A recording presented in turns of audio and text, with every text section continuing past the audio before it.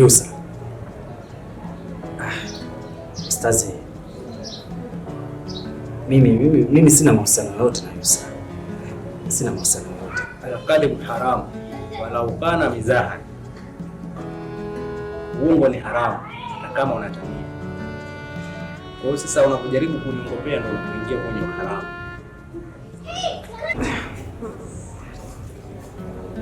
Ustazi,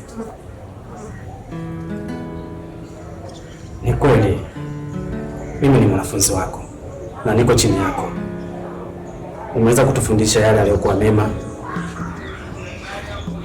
na kuto kusema uongo. Hata hadithi za mitume zinasema kwamba kulil hata wa inkana mura, sema kweli japokuwa chungu. Sina budi mimi kuzungumza hili mbele yako ustazi, lakini ilikuwa sio wakati, na kwa kuwa unalihitaji kulifahamu, inawezekana pia mimi nikapata msaada kutoka kwako. Bibi Yusra, mimi kweli ni mahusiano naye, lakini tunapendana kwa ajili ya Allah na tuna malengo mengi sana ambayo tumeyapanga. Na kikubwa ambacho kipo ndani ya moyo wangu ni kufunga naye ndoa, lakini kikubwa kinachonipa mawazo ni hali yangu ya kiuchumi. Nafikiria nitamlisha nini, nitawezaje kumhudumia kama mke wangu. Ni hivyo tu ustazi. Yusuf, hili sio jambo la kufikiria sana. Hata hizo za mtume kwa sahaba ni kueleza hali yake ya maisha ilikuwa ngumu, na mtume akamshauri hao. Na alioa hali ikazidi kuwa ngumu. Akamfuata tena mtume sallallahu alaihi wasallam. Mtume akamwambia ongeza mke wa pili. Bwana kweli akaongeza mke wa pili. Hali ya maisha ndio ikawa ngumu zaidi kuliko hapo mwanzo. Bwana akakaa akafikiria, lakini hakuchoka. Akamfuata tena mtume, akaongezea hali ya kimaisha ilizidi kuwa ngumu mara mbili. Mtume akamwambia ongeza mke mwingine. Bwana akafanikishwa kuongeza mke mwingine. Baada ya hapo maisha yalibadilika. Mwenyezi Mungu akamjalia riziki. Kwa hiyo inamaanisha kwamba yule mke ambaye anaongeza wa mwisho alikuja na riziki za wenzake wote. Kwa hiyo na wewe ukioa, Allah atakufanyia wepesi katika riziki zako. Kwa hiyo jambo la msingi tufanye nusra imadi, tuepushe zina kama Mwenyezi Mungu anavyoeleza katika aya zake, wala taqrabu zina, wala usikurubie zina. Sio kuikaribia, usikurubie, yani usifikirie kabisa kama kuna kitu zina, kwa sababu hiyo ndio imeharamisha hicho kitu. Sasa wewe utakufanya ni kufuata taratibu kama dini yetu inatufundisha, ili tuweze kupeleka barua ndio ya kosa, ili muweze kufunga ndoa na kuepukana na haya yote. Ustazi, nashukuru sana kwa mawaidha yako, na nitafanya yale yote ambayo umenielekeza. Kwenye hili nitashirikisha familia yangu tuweze kulijadili, alafu nitarudi tena kwa ustazi. Basi mimi nikutoe shaka. Kwa hiyo nyinyi lijadilini, alafu mtakuniletea majibu. Mimi tunaanzia wapi, tunamalizia wapi? Sawa ustazi. Mimi nilikuwa nakuomba okay. Basi ngoja nimwite mama ndio kumwaga. Mshike. Mke wangu. Njoo mara moja.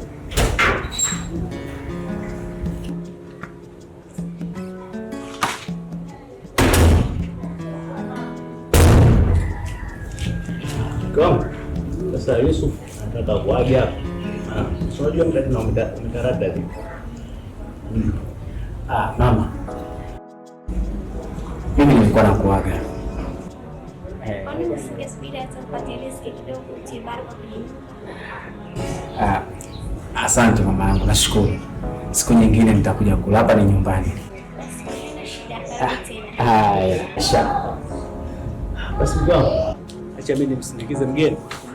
Tarudi baadaye. Inshallah.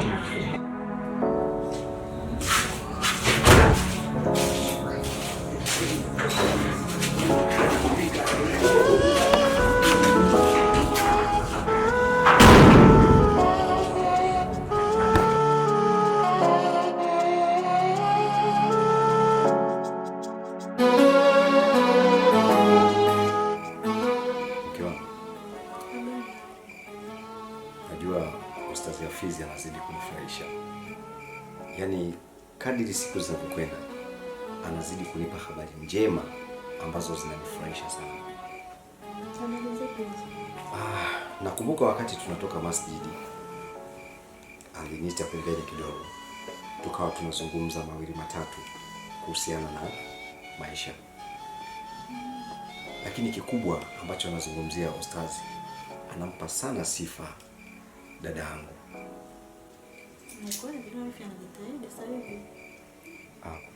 Sasa kitu ambacho nakiomba kwako mke wangu, jitahidi kuwa karibu na wifi yako na wewe umtriti awe kwenye maadili hayo hayo kama hizi sifa tunazozipata kutoka kwa maustazi. Usijali mume wangu, yani juu ya hilo ondoa shaka. Sawa, nafarijika pia kusikia hivyo.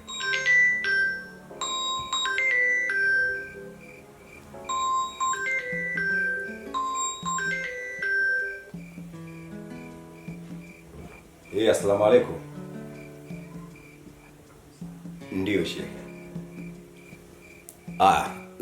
Shehe, nisikilize vizuri. Usiwe na wasiwasi. Yaani usiwe na wasiwasi kuhusiana na hilo swala. Kila kitu kinakwenda vizuri. Ndiyo.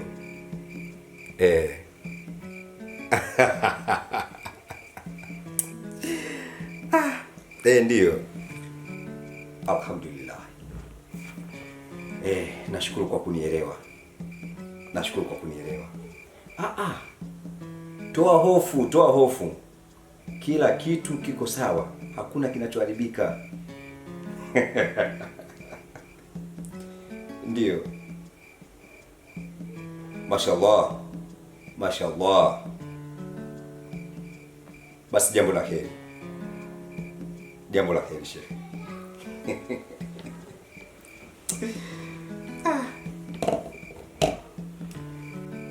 Kuliko na mume wangu, mbona una furaha sana?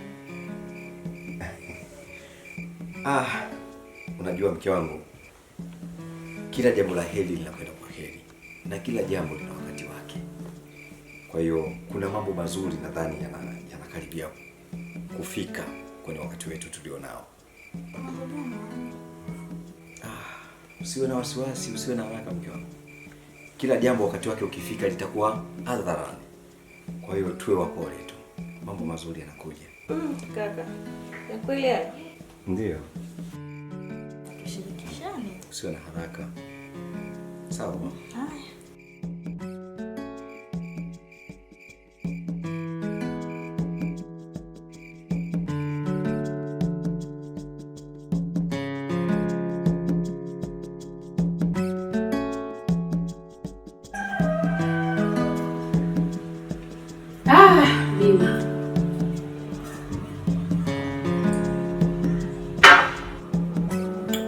Bina.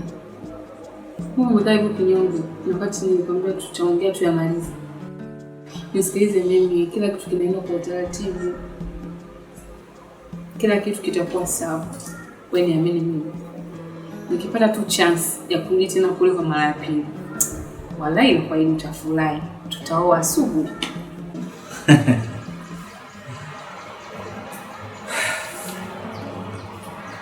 Sio na wasiwasi kuhusu hilo swala, kwani kila kitu nimeshamaliza. Na hivi ninavyokwambia, kesho kuna mahala inabidi twende ili kwenda kuanza process za ndoa.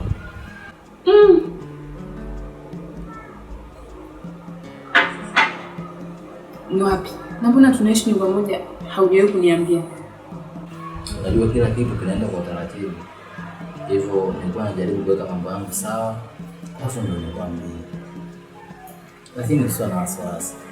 Kwa hiyo ndio siku sahihi ambayo nimekwambia, na kesho inabidi twende ili kukamilisha hili swala. Kwa hivyo nikuombe kitu kimoja, ondoa hofu, ondoa wasiwasi wote.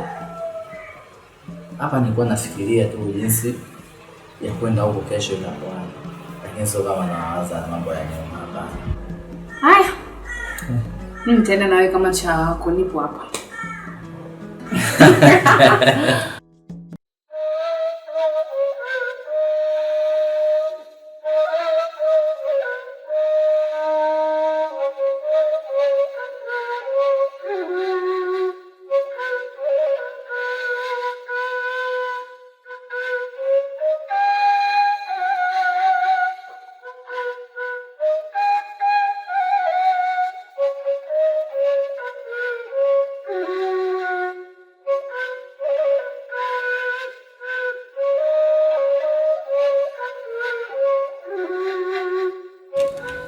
Yusufu.